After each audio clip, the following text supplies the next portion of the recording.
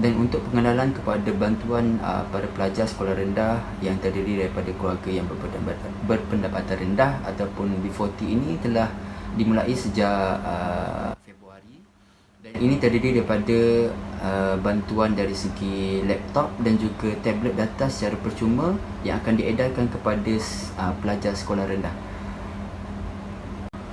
Dan penyediaan kepada akses digital ini terdiri daripada komputer riba, tablet dan juga sambungan data yang memakan belanja sehingga 150 juta ringgit Malaysia yang akan diedarkan kepada seluruh pelajar di sekolah rendah mengikut kriteria yang telah ditetapkan oleh kerajaan. Dan antara kriteria bagi murid yang layak untuk menerima bantuan ini adalah mestilah daripada golongan yang berpendapatan rendah, itu daripada golongan B40, iaitu dan juga golongan orang asli, keluarga orang asli, keperluan khas dan juga daripada ibu bapa tunggal. Dan dari segi isi rumah pula ialah mesti yang kurang daripada RM4,850 sebulan. Dan juga syarat yang ketiga adalah tidak mempunyai akses terhadap pembelajaran atas talian lah.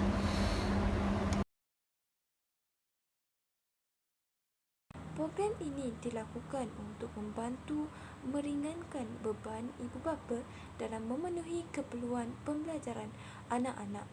Seperti sedia maklum, kemunculan wabak COVID-19 telah memberikan pelbagai kesan kepada masyarakat, khususnya dalam bidang ekonomi.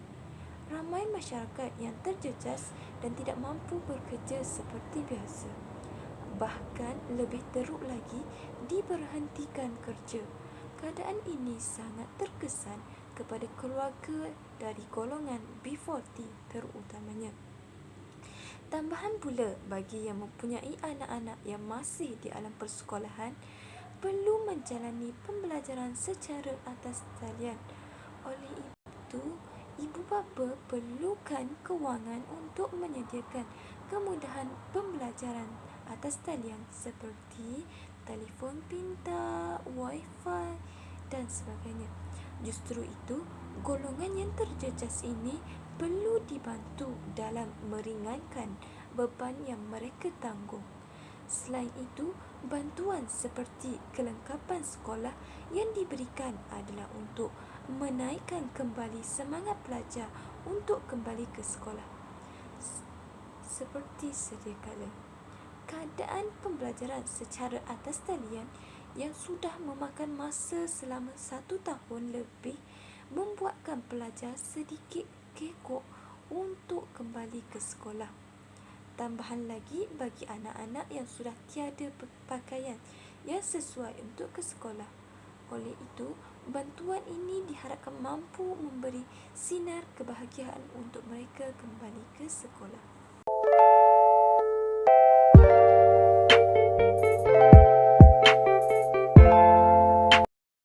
Saya Cikgu Asnora binti Bosman, penyelaras bantuan untuk SK Simpang Renggam. Untuk pengurusan bantuan ni,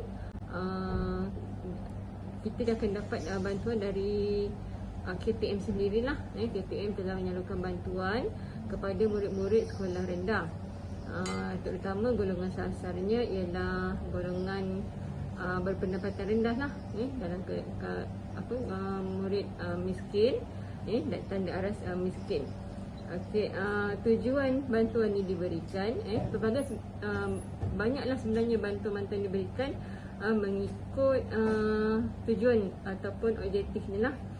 Saya kategorikan bantuan yang KTM salurkan ke sekolah rendah. Yang pertama, RMT, rancangan makanan tambahan.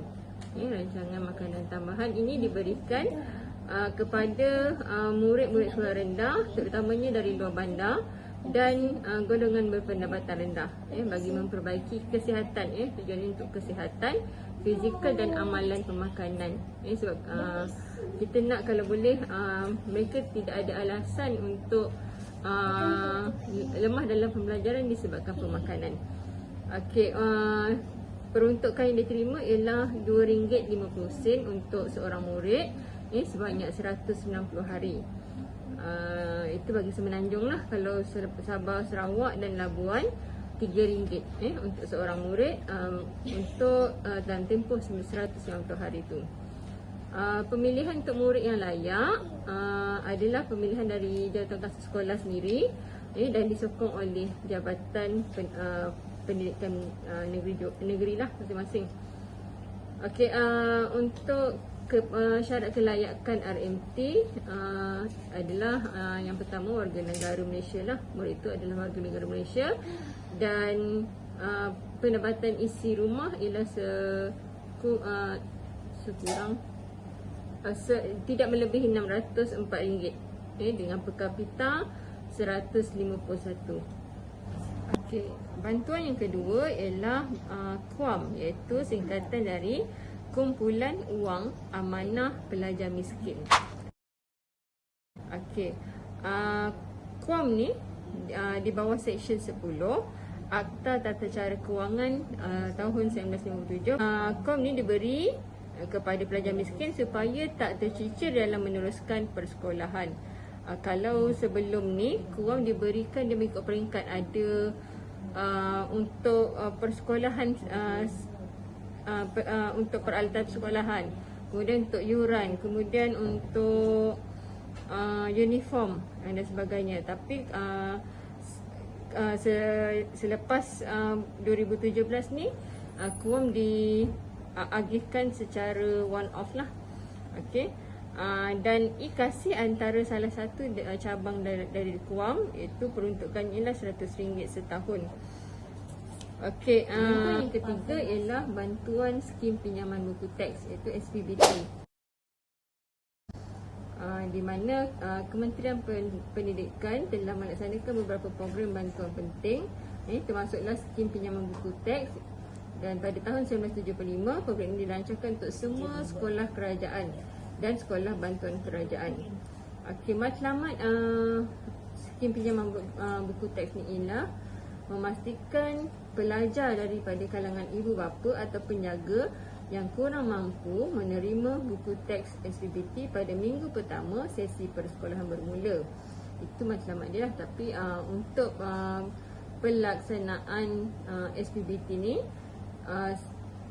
KPM menyasarkan setiap murid yang warga negara Malaysia akan menerima skim pinjaman buku teks tanpa mengira tangga gajinya. Okey, program bantuan yang keempat yang disalurkan KPM kepada sekolah rendah iaitu program susu sekolah ataupun PSS.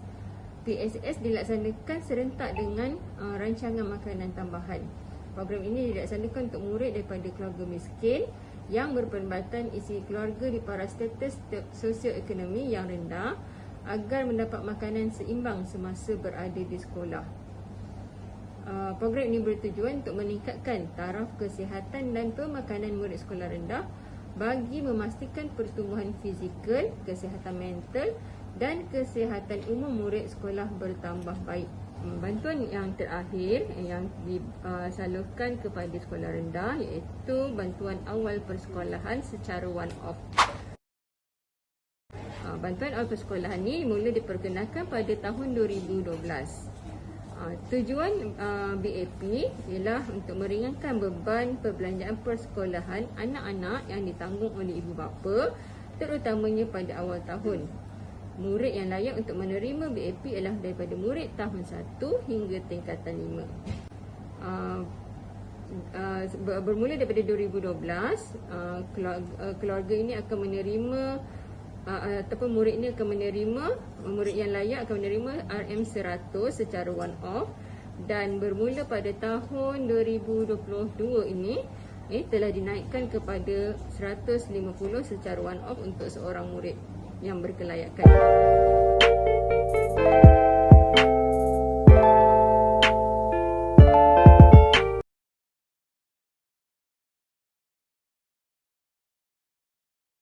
Manfaat daripada program bantuan ini terhadap pelajar sekolah kebangsaan ialah yang pertama, membantu memberikan suasana pembelajaran secara atas talian yang lebih kondusif kepada pelajar berbanding menggunakan telefon pintar di rumah. Yang kedua ialah murid-murid mendapat satu gadget khas yang digunakan khusus untuk menyertai aktiviti PMP yang diadakan secara atas talian.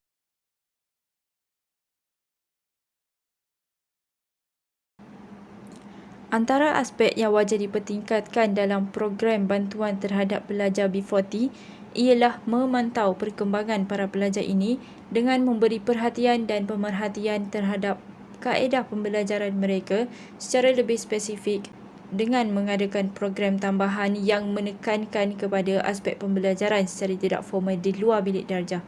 Perkara ini membantu mereka untuk meningkatkan ilmu pengetahuan terhadap sesuatu perkara yang belum didedahkan oleh guru-guru di dalam bilik darjah mereka. Selain itu juga, penekanan terhadap pembangunan dan kelakuan sosial adalah penting untuk mereka berinteraksi dan memberikan tindak balas terhadap individu sekitar agar lebih yakin dan mampu untuk berdepan dengan masyarakat tanpa mengira bagaimana latar belakang mereka sebelum ini. Perkara ini membantu melahirkan modal insan yang peka terhadap persekitaran dan menjadi insan yang berguna terhadap masyarakat pada masa akan datang. Akhir sekali, aspek terpenting adalah tahap pencapaian pelajar.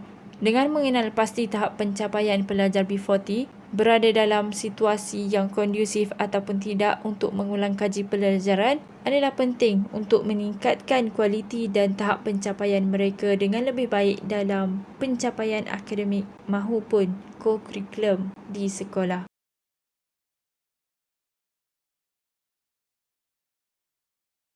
Bagi kesimpulan berkaitan tajuk yang menjadi pemilihan kumpulan kami, iaitu program bantuan pelajar B40 sekolah rendah, ialah bantuan-bantuan ini bukan sahaja diberikan kepada pihak sekolah, malah pemantauan dan audit sentiasa dilaksanakan oleh Kementerian Pelajaran Malaysia agar bantuan ini dapat disalurkan kepada pelajar dengan sebaiknya. Pihak sekolah menjalankan gerak kerja dalam proses pemantauan dengan cara menyemak borang dan pengesahan pendapatan ahli keluarga mereka. Selain itu juga, pihak sekolah akan memantau prestasi pelajaran murid yang menerima bantuan agar objektif bantuan ini tercapai. Sekian, terima kasih.